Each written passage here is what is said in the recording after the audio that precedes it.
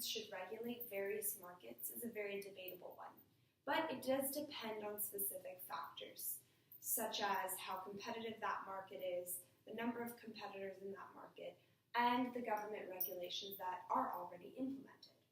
So the pharmaceutical market is one that is already regulated by the government in various ways.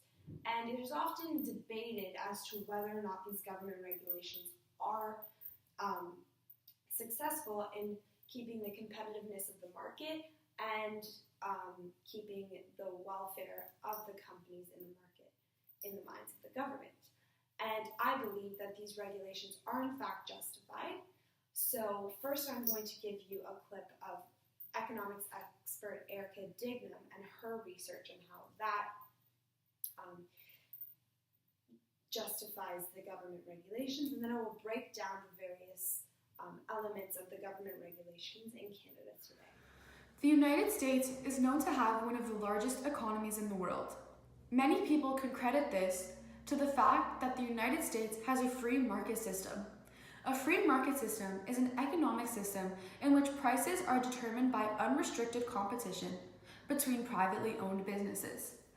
Each economic system has its pros as well as its cons when it comes to the markets within the system. The Canadian economy is a mixed economic system.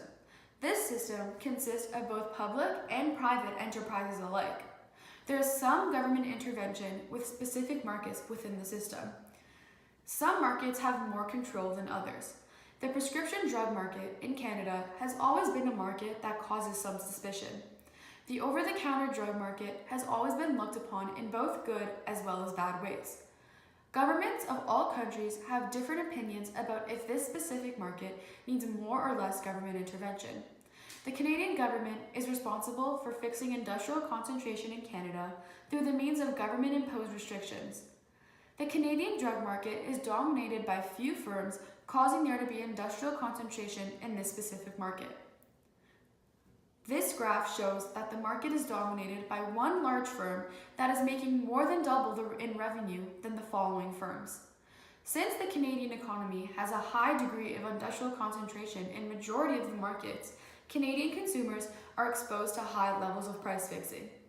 If competition cannot be relied upon to keep prices as well as profits in check, the government must set down rules for oligopolists to follow and must put policies in place that would alter their behavior. Government regulation lengthens the process for bringing new pharmaceuticals to the market and restricts the drug sector to protect public safety. The government does this to consider the fact that the current drugs in the market have been tested about 10 to 15 years ago. During the costly period of research and investigation, drug companies must have dependable sources of financing in order to finance their research.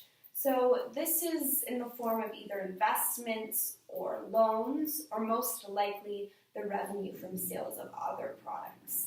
So government regulation gives a distinct competitive advantage to companies large enough to sustain this finance to fund their own research.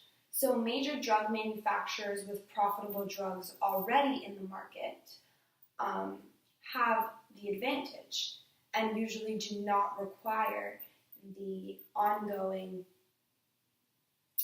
fundraising initiatives and venture capital that startups and new companies wanting to enter the market do.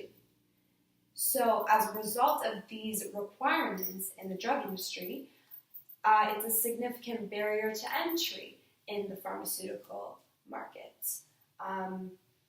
As a result, mergers are common. So people don't want to enter this knowing they don't have enough capital to cover their research that is required.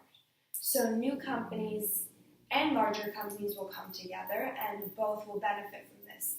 Big companies take advantage of the new opportunities, fresh ideas that the new companies bring to the table, and small companies benefit from the financial boost that the larger company has from selling its drugs already in the market, and the expertise of having a large partner who has already been in the market for a significant amount of time. So because of the regulatory expense, companies have a strong incentive to offer only support or merge with only companies that show promise in their drug research. So if research is going well, if a trial proves successful, then a large company will want to merge with that smaller company, and mergers don't normally start until promise is shown in trials. So another form of government intervention is patents.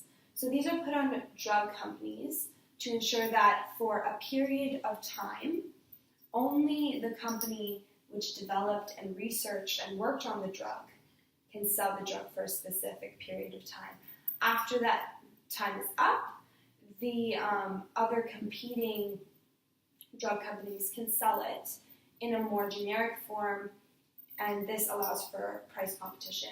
This does create a temporary legal monopoly, which allows incentive for innovation, giving drug companies wanting to make better drugs so they know they can sell it on their own.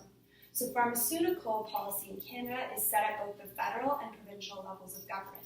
So first, the federal government is responsible for the intellectual property rights of manufacturers. So this basically outlines who, where, when companies can manufacture the drugs that they have researched, and the initial approval and labeling of prescription drugs. So this means deciding which drugs are prescription and which ones are not. And lastly, for ensuring overall market competitiveness.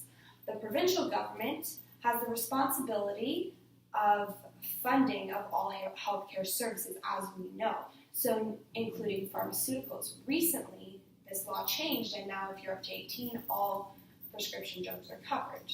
Although patents create a temporary monopoly, they are necessary. Companies spend lots of money on research of new drugs and risk them not working or serving the purpose which they plan them to. Without this patent of sufficient time, companies will not be incentivized to be efficient and effective and strive higher for more successful drugs. With the patent, they will receive all consumers and will be able to cover their original costs and make a profit, giving them incentive. The reason for the development of these new drugs for various dangerous illnesses, which requires a lot of expensive research, is due to the motivation which comes from the influence from the government. Therefore, patents and other regulations that are in place are needed and required for an efficient and effective drug market in Canada today.